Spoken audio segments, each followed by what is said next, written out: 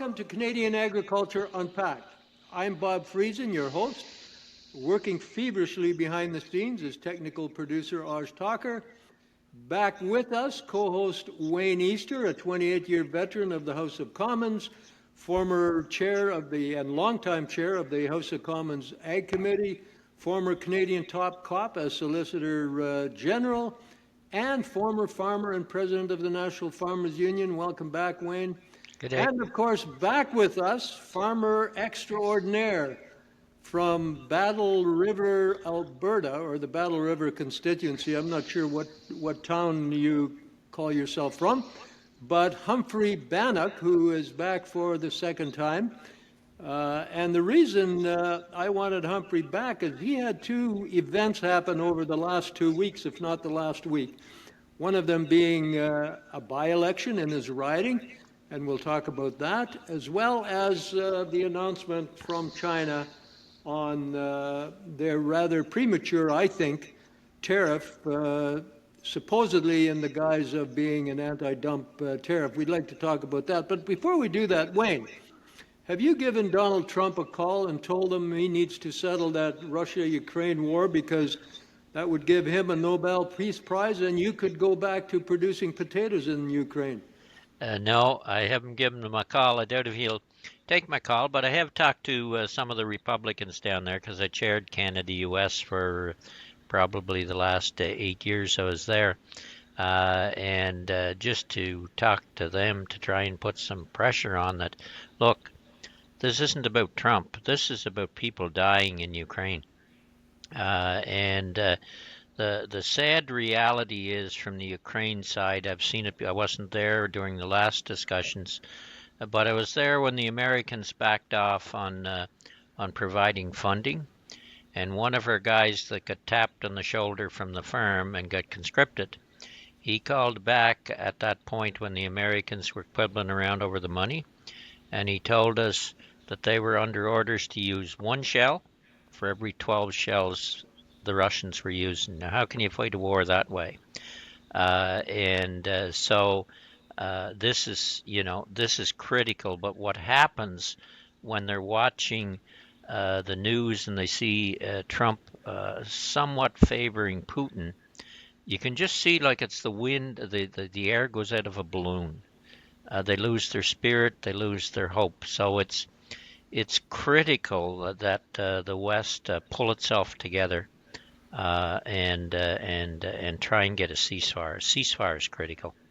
Well, that really puts things into perspective, I'm sure for you as well, Humphrey. And I often thought about this when I was working with international farm leaders.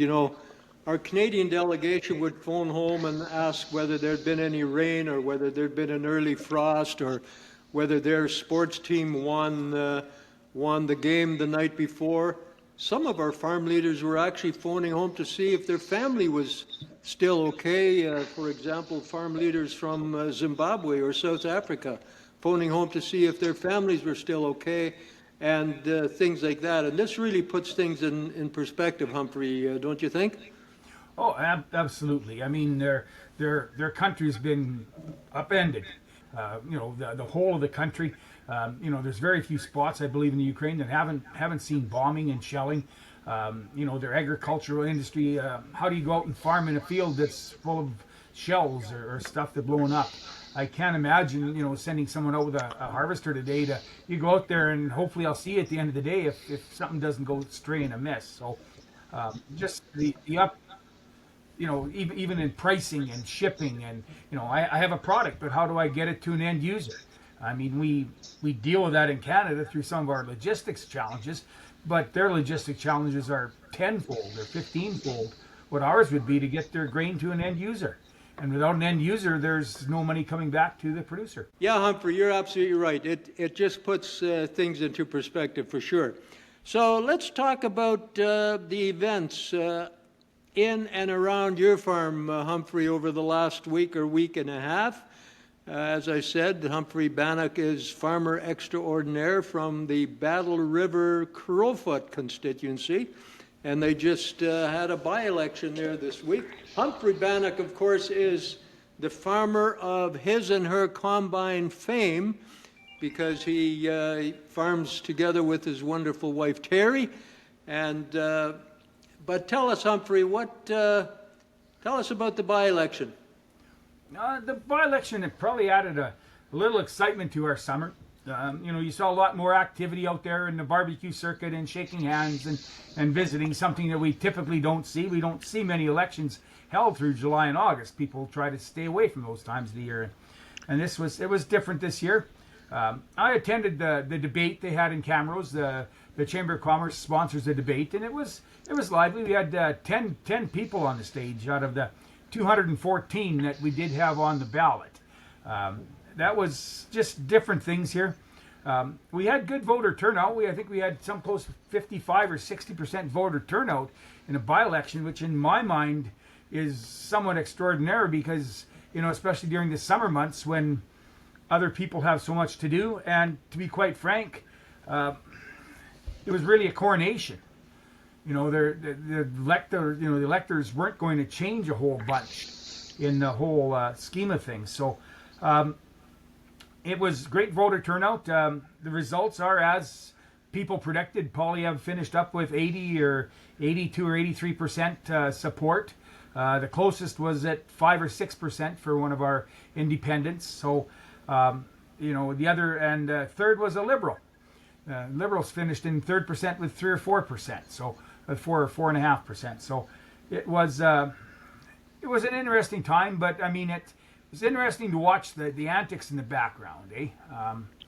Polyev's speaking was, I'm going to be able to do this for your riding now that I'm leader and I'll be in the House, and it's interesting there. And I know that I made a comment on an interview here that I said the one who is going to benefit the most from this by-election was Pierre Poilievre. That was my comment, because he would be back in the House where he wanted to be and where the Conservative Party, I feel, wants him to be. So he would be benefit the most. Having the leader here, I guess we'll see. I think that sometimes, if having a leader gives you that much better representation, I think, what the hell have we gotten out of our other guys for 25 years before this?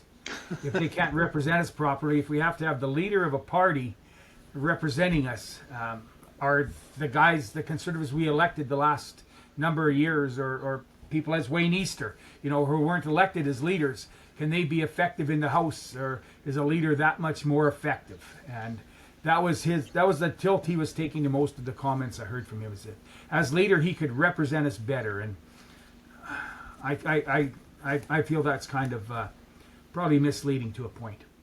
Yeah, it's interesting because I mean, if he becomes prime minister, clearly he could do something for that riding, right? But as long as he's just the opposition leader, and I think part of it also has to do with, does he even understand agriculture?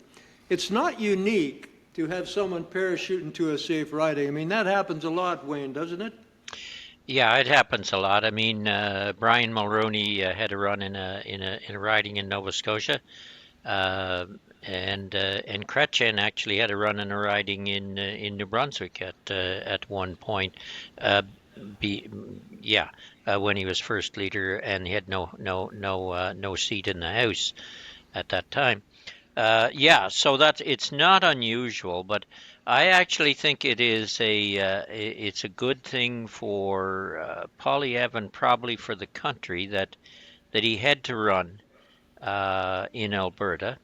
It was a sure thing he was going to win, but there's no doubt in my mind. And look, Poilievre was on the finance committee with me for years. I know him well. I've had lots of fights with him. But he's a very sharp individual. He's a quick study.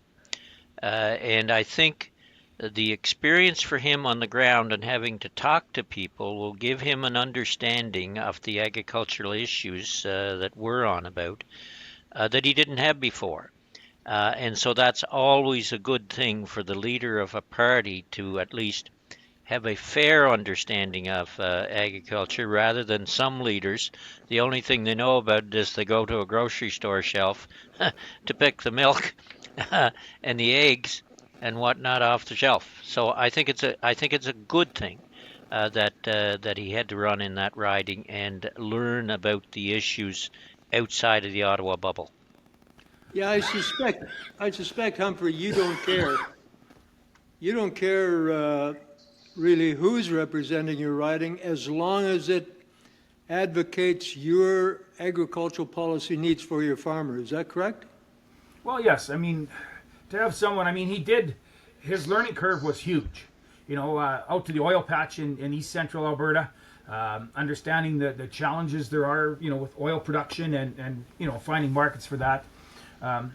Riding in, and being out on the farms and talking to rural people, I think really, as Wayne mentioned, gave him a deeper understanding of the issues here. I mean, he spent probably a month or better through the summer in the riding, traveling and talking to small little gatherings of 100 people, outside our Camrose constituency office. I think that's a great learning spot for him, and I think that he will take much of this information back to Ottawa with him, and probably be somewhat of a better leader for it, to have that hands-on experience. As we all know, we can all advocate for something, but we're advocating to someone who doesn't understand where we're coming from. It's a difficult sell because we're educating and advocating at the same time, and that takes very careful, and it's harder to do. Well, this may also help him to use his ag critic Barlow more effectively too, if he has a better understanding of agriculture. Did you know Damien Couric?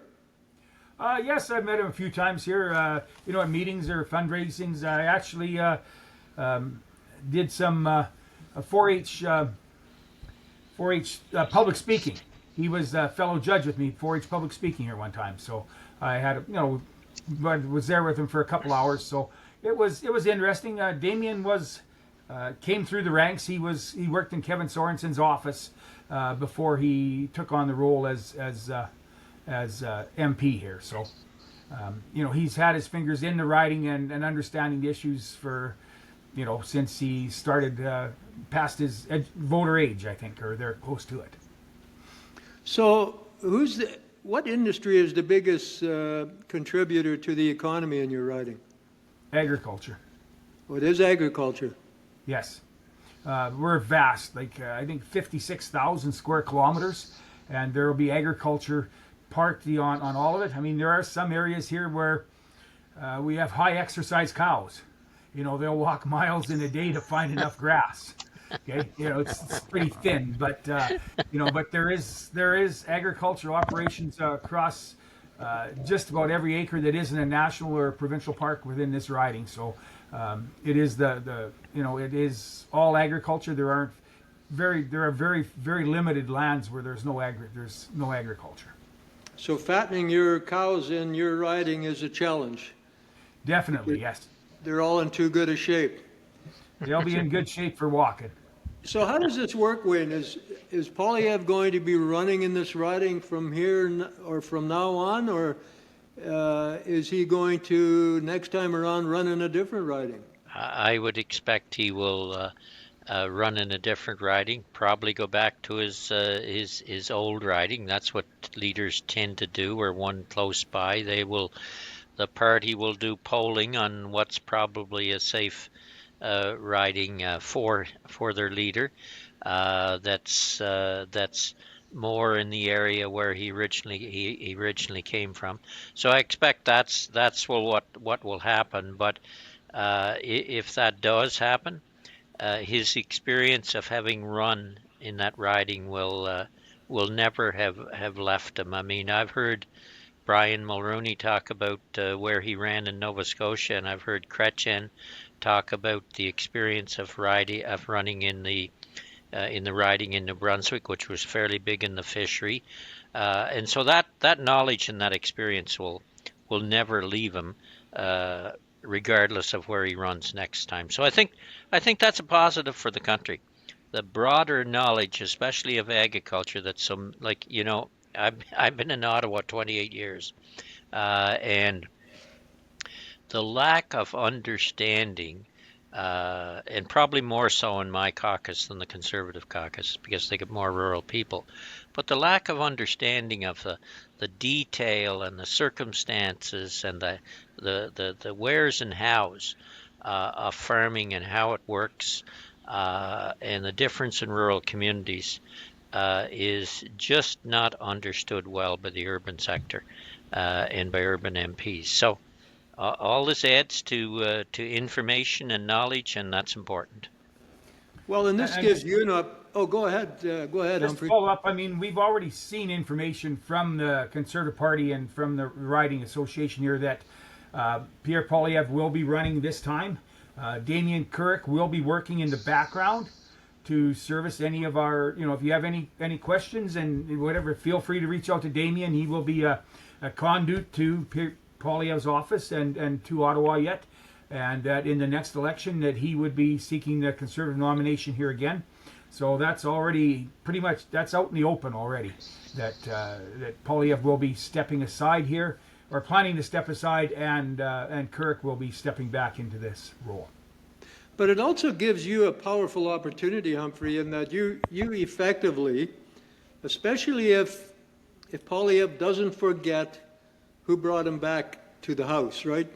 It gives you an opportunity to effectively use Poilievre and Barlow as ag critics. And what better way to give agriculture more exposure than to have the leader of the opposition challenge the Prime Minister on an agricultural issue?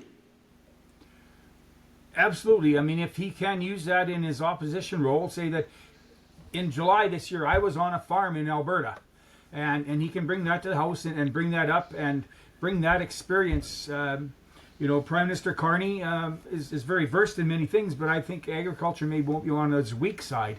And I think he could use this experience that he says that I have this experience that you don't have. And I think he could point that out, and he will use that in the House, I'm certain, to move things in the direction that the Conservative Party wants to move stuff. Just add in there, Bob, that it takes, in my view, and I've always held this view, it takes good opposition to make good government, and often that fact seems to be ignored, sometimes by the party in power. But good opposition that's effective and proposing solutions really helps to make good government. And on the knowledge in agriculture, I would agree with what Humphrey said, that Carney's knowledge is probably not anywhere near what it would be on the ground in a rural area. But his wife comes from a hog farm in Britain, and she's got pretty good knowledge of agriculture. In fact, her father was a director in the British Farmers Union. Well, that should give Carney a great opportunity then to be schooled on how much farm support should be paid to Canadian farmers. We'd like the amount of European support, is what you're saying. Exactly. That's it. Well, and this brings us to the next issue I want to talk about, Humphrey, and that is canola. I mean, there's a perfect example of where Poilievre could really, really push Carney. How much canola do you have on your own farm? We have about 3,200 acres this year. Probably 40% of what we plant every year is canola.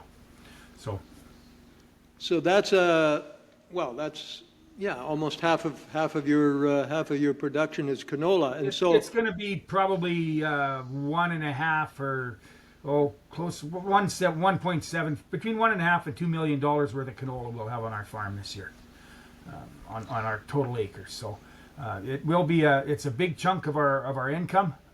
It's the most profitable crop we have if we can see the yields come with it.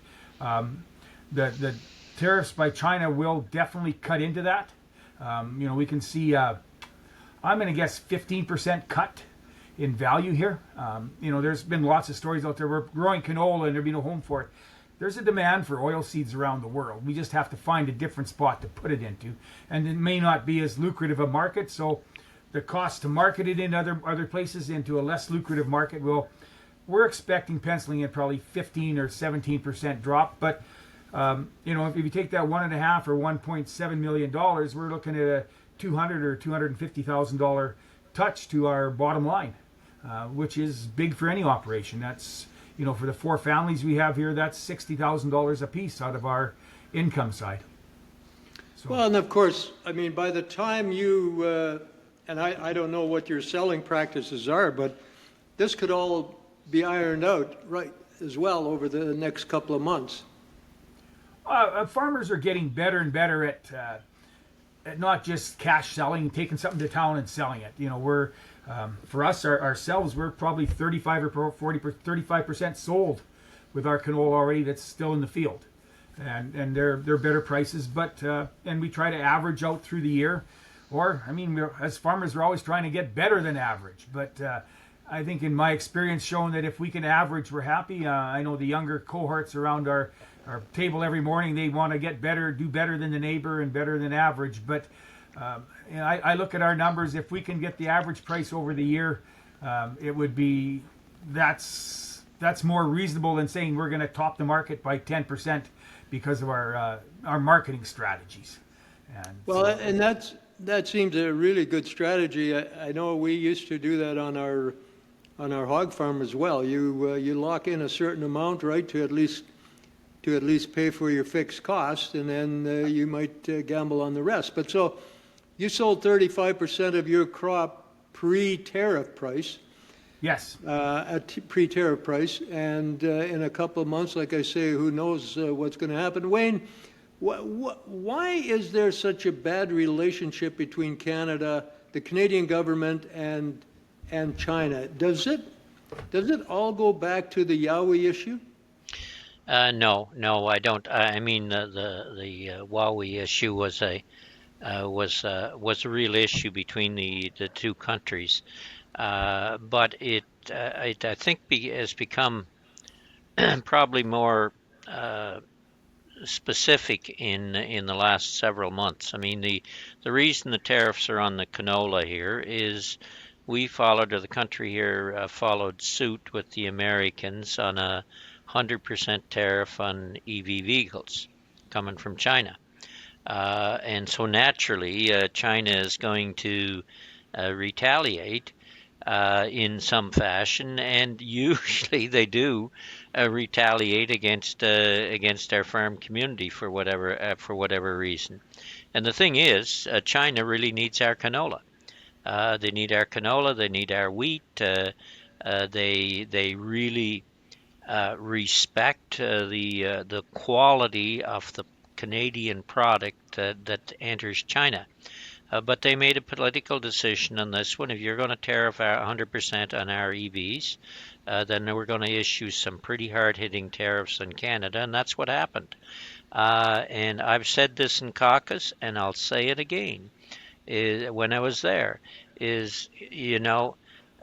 we end up protecting the auto industry to a great extent, and somebody else, because of that tariff, is going to suffer. And it's in this case, I believe it's the grain industry, the canola industry especially, that's feeling the impact for a decision that was meant to protect the EV industry. And keep in mind, you could buy the Chinese EV cars right now are as good in quality as ours. They weren't 5-6 years ago, but they are now, and they're about half the price. But the government of China is subsidizing that production as well. So it's complicated, very complicated issue. Well, let's go to that one. Let's go to that one as well. I mean, Humphrey, farmers have had a lot of challenges with government trying to comply with certain environmental protocols. I mean, you had the whole issue of carbon tax, correct? Even on fuel that you were using to dry your grain. So it always seems to me that farmers are caught in the crosshairs of someone trying to do something with regard to the environment, and it makes no sense to me that. And of course, a lot of this comes from the Trudeau era, right? Was he not the one that set the goal of a certain percentage of our vehicles have to be electric vehicles by 2030. And it seems to me that if you're slapping a tariff, 100% tariff on the cheapest electric vehicle you can purchase, that kind of flies in the face of your goal of electric vehicles by 2030. Humphrey, you have an opinion on that? Well, And then, of course, farmers being caught in the crosshair because the retaliatory tariff was put on canola. sometimes I think that agriculture definitely can be caught in crosshairs, but I like to broaden this to industry. Industries across the board can be caught in the crosshairs. I mean, I don't care if you were a factory making widgets in Alberta and you had a natural gas cost to keep your employees and stuff warm. The carbon tax hurt them as much or more than it hurts everyone. So I like to say that sometimes we have to look at agriculture as a business and tie ourselves to that. Is how is this hurting business across the country? The costs on grain drying are extraordinary for the carbon tax. But as I see other things, we have to be careful to say we're businesses. The fact that I know the Conservatives have spoken some that they want to take the tariffs collected from EVs and funnel them towards the people who've been hurt by the Chinese tariffs, the agriculture industry in particular. How much have we collected in Chinese EV tariffs? I don't see them running around the road in Alberta. I don't know how many, so it's all rhetoric in my mind saying, let's take the tariff here. If you have nothing coming in, we're not going to have tariff income. I think it's, and I have no idea what kind of numbers. I don't see dealerships popping up selling them. I just don't know if there's any vehicles coming in. And whether it's just a consumer's choice or to go to the cheaper product.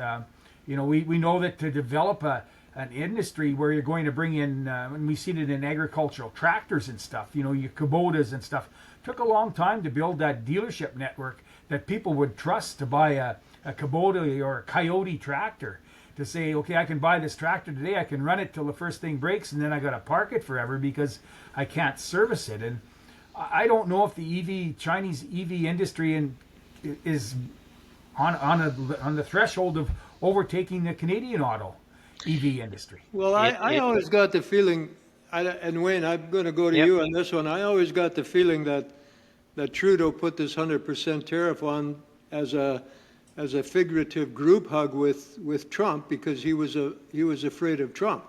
I never got the sense that the 100% tariff on EVs was actually going to, as Humphrey said, make that big a difference as far as the volume of cars coming from China. There's the volume of cars coming from the volume of EV cars coming from China would hardly even register. It's you're absolutely right. It was really done. I think the decision was done on the 100% tariff to appease the Americans. That was part of the strategy. I think the Conservatives are wrong to say take that money, because it wouldn't amount to a drop of water in a bucket in terms of the amount of collection of tariffs that's coming from EV vehicles from China coming in here. But I believe it was really done to try and stay inside with the Americans in terms of some of the other discussions that were going to take place. But just while we're on it, EV industry, electric vehicles is a great idea in theory. But where in the heck would this country be if we had 40% of the vehicles on the road now electric vehicles? Here in Prince Edward Island, we'd have brownouts to no end because there isn't the infrastructure of which to even think of having 40-50% of electric vehicles on the road. That's the missing factor. Well, and the other thing is, I sit on a panel here in Alberta, appointed by the government, the Utility Consumers Advocate Panel, and that's one of the things that we've discussed around our panel. And said, if we have a cul-de-sac in an urban area and 8 people drive into this cul-de-sac and all plug in their high-speed electric vehicle chargers, there isn't enough juice in the line, That's and to right. rebuild that infrastructure to get enough energy to those houses, uh, it's not doable. It's we're talking and banding about the idea of timed usage. Okay, so you come home, and if you want to charge your electric vehicle between 5 and 7 p.m. at night, you're going to pay. You're going to get a much lower rate if you could go to timed usage. So that's one of the ways that our panel is proposing to the provincial government here to maybe to fix some of this issue. But Wayne, you're absolutely right. When people come home in the wintertime here and turn on wash a load of clothes and throw them in the dryer and turn on the stove and plug in their car, somebody's going to go without power pretty quickly. That's right. And they put 2 or 3 or 4 internet devices on the internet and AI and what have you. But the question that begs an answer is, do we even have an electric vehicle industry? Like a big electric vehicle manufacturing industry in Canada? It's in the works, Bob. There is some being produced for sure, but I just don't know. Forget now how many billion of dollars with, I believe, as many as 3 big automakers are putting the plant structures up in Ontario to do EVs. But but as both Humphrey and I have said, you're going to have to get that other infrastructure in place before it even makes sense to be there with electric vehicles. And the other thing is, I know that I got into this debate on a panel with a lady in the United States over electric vehicles one time. I said, well, you're going to have to do mining. You're going to have to mine cobalt and lithium. Oh, we can't allow mining. Well, sweetheart, you you can't have an electric vehicle unless you mine lithium, cobalt, rare minerals, etc. And that produces carbon too. So you got to look at, what these batteries are made of. How do you get rid of them? There's a lot more than just hopping in a car, plugging it in, and driving down the road in terms of this industry. Well, and I mean, if China is selling EVs in Canada highly subsidized, that means they're probably selling them for below their cost of production as well. So there's an anti-dump argument right there. But so if we sum this up, then the EVs coming from China to Canada are not necessarily creating a lot of harm or imposing a lot of harm on any EV manufacturing industry. Our government has a goal of X percent of EVs by the year 2030. It seems a huge contradiction to then have a 100% tariff on EVs from China, and especially given that China has now put a retaliatory tariff on canola, which our government should understand that, I mean, Canada does the same thing. We have retaliatory tariffs as well. So, Wayne, first of all, are you at fault for this stuff that happened when Trudeau was Prime Minister, or can you give us the excuse that you were no longer in the House? I was probably in the house for some of it. I'll admit that. Lots of things opposed, but one of the I hear people talk about there should be free votes. There's free votes all the time. Every vote is a free vote. Don't matter whether the whip says you had to vote this way or not.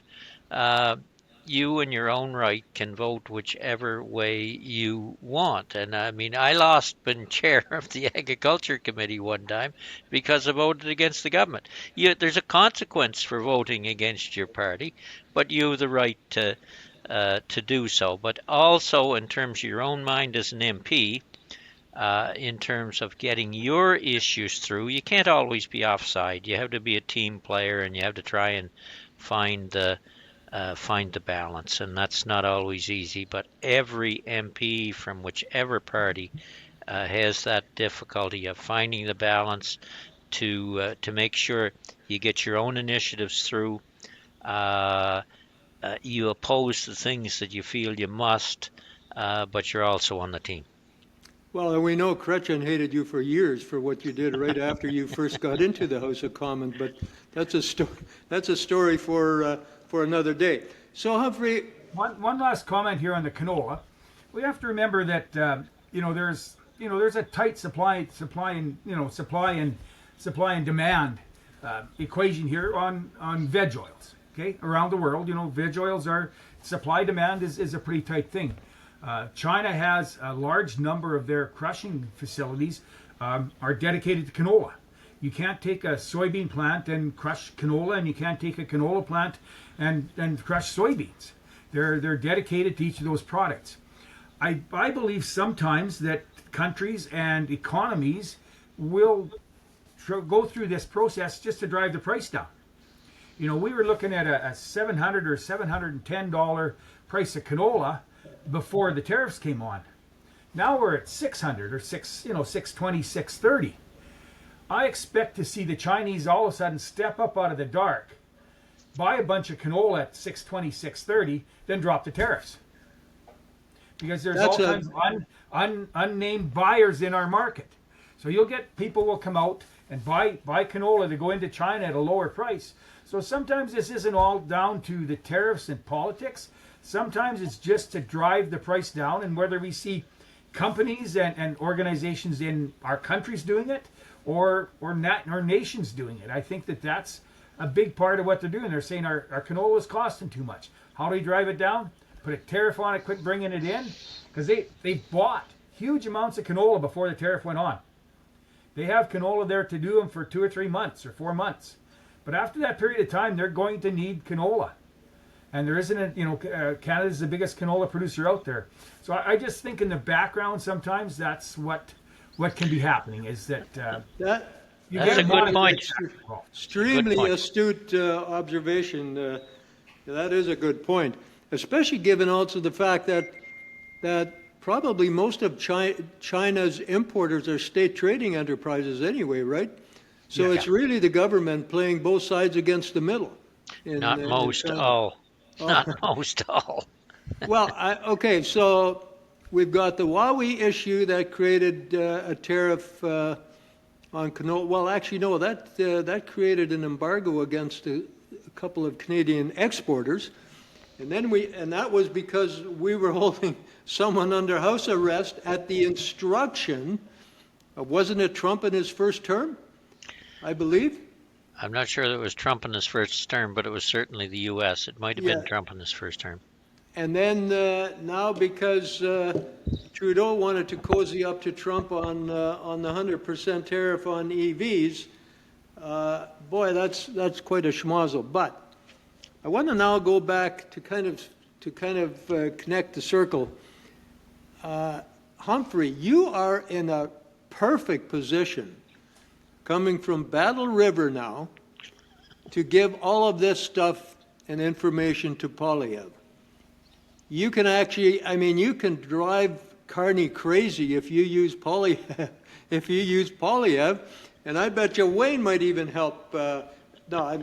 Some of it is in jest. Look, Carney's supposed to be a businessman, and some of the things you've said, both Humphrey you've said and Wayne you've said, this should give Carney pause, I would think. Definitely, and no doubt they're talking about this in their circles because they know, the agriculture policy is going to have to change somewhat too if this continues to exist, where farmers are being targeted by tariffs as a result of other decisions made by the government. So there's going to be a cost to this somewhere down the road, and they recognize that. So the sooner you can solve this problem, the better. And that's why there's such a push right at the moment for Carney to try and meet with the Chinese president as well, because they do need to have a discussion at that level to try and mend some of these fences that have kind of been stretched over time.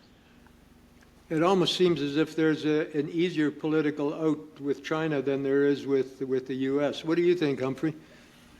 Well, I think that we have to deal with the people in our we're dealing with today. The U.S. and China are both there, but I think that we've missed an opportunity back in 2016 to 2020 through the first Trump administration. We saw many of the same challenges. The Huawei, all this stuff was all there, and there was lots of talk from our industry and our industry leaders.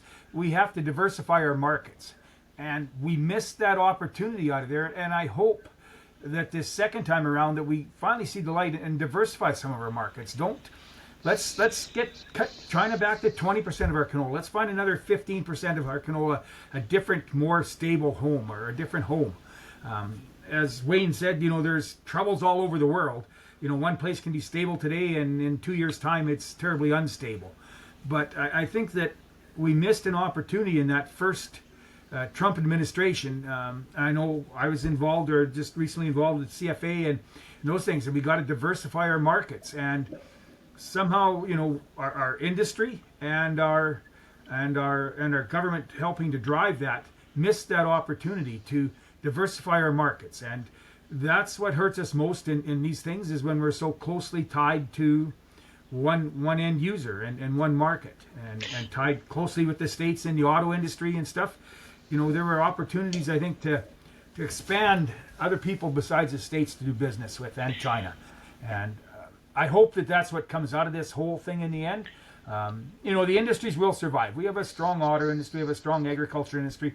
We've been here for 140 or 50 years already. Agriculture in Canada isn't going to die over Chinese tariffs. And I hope that we can learn something from this and put it to our benefit in the future. And I think that's where, Bob, I think that's where Canada has a leg up with Carney, actually, as Prime Minister right now. He knows the players. He knew all the players, most of them, internationally, especially the European ones, before he became Prime Minister. I mean, you look at, and he's very interested in expanding beyond the United States. So that's a good thing. And even in terms of, so I do think about Carney versus several prime ministers, actually. Carney is interested in results, and he's not. He's he's driven to. He's driven almost crazy by this process that Ottawa thinks it has to go through if you're going to write a sentence. There's a process to it. And so Carney's driven by results, and so that's a good thing, and they have to keep on that. And the other thing I'd like to mention, even on China, is even though we're having this disputes with China and the tariff issue with them right now, Canada always has had a leg up with China. Because of Norman Bethune during the Revolution. He was a Canadian doctor, well respected. If you're in China, you'll even to this day hear them talk about Norman Bethune, that Canadian doctor. And I know the Canadian Wheat Board's not around anymore, or as it was organized, but the Wheat Board offered credit to China when they needed credit, when no other country or organization would. And the Chinese have never forgot that either. So Canada has an in there in that other countries do not, even though with the current difficulties. Good point. Humphrey, what you just said before Wayne's comments is tremendously inspirational. I mean, that sort of motivation, that sort of attitude, I think is really, really good. And it would behoove all farm organizations to have that spirit when dealing with some of these issues. But I tell you, Damien Couric, if he's running the office in your riding, he needs to tell Polyev, if you really, really want to impress the main contributors to the economy in Battle River, the first question you ask when you're back in the House in question period is on canola and Chinese tariffs. Ask the businessman prime minister, what are you going to do with this? And as I said, how do we as much as help us today, be quite truthful, there's probably not a lot of canola being sold today. Yeah. Farmers are holding off. They're locked up to bins. We've been known to do that because of our ability to sell. We don't have a perishable product. You can put canola in a grain bag for 10 cents a bushel. That's 0.25 cents, or very limited amounts of cost. So that's what producers will do now, is we'll lock up the bins and we'll wait for this to go by. There will be some producers who have no storage or no opportunities, and they will be delivering canola at these lower values. But the vast majority of the canola being delivered is going to slow down. The grain companies are going to see less coming in and less opportunities to sell, because that's where they're driving the prices to. Basis, their handling charges increased immensely through this, because there's a risk to them to buy canola today, and where will the market go tomorrow? So I think producers will lock up their bins through this. The overall long-term cost, like if this goes on for years, yes, there will be huge loss, because sooner or later we have to turn cash flow. But right now, I think producers will do their best not to market into these poor times, eh? And what they do, they'll say, well, I'm going to sell now at a lower point, but I'm going to hold off for a higher value for the rest. And as I said before, I hope that the most that this comes out is there's some long-term changes to our marketing plans, as just to change that. That could be our best insurance into the future. Well said, Humphrey. Wayne, anything else? No, I think that pretty well sums it up. The idea of a long-term plan is critical, and diversification into as many other markets other than the United States is also critical. That's where we need to be, and where a great amount of effort has to go, because that'll give us security into the future. All right, And gentlemen. Go ahead, Humphrey. As far as your first question, that first question affects 2% of the voting public. He's going to find something in the auto industry, or cost of living, how much of your groceries gone up. So things that affect 100% or larger percentage of the population, that's who politicians work towards. Wayne has to say he had to care as much about agriculture in his riding as he did for the people that aren't involved in agriculture. They're just as important, and their votes are the ones that carried him to success in politics. If he had to rely on his agriculture producers alone, he wouldn't have been elected. That is absolutely true. Okay, Humphrey, I'll settle for it being the second question that he asked in the House. It is time to give that riding some sort of an accolade. Thank you very much, Wayne. Yeah. Thank you very much, Humphrey, for coming back. Please say hi to please say hi to Terry, and thank you for watching. If you've eaten today, don't forget to thank a farmer. Yes, I do. Take care, Thanks, Bob. folks. Bye-bye. All right, Thanks. guys. Catch you later. Talk Bye-bye. to you later.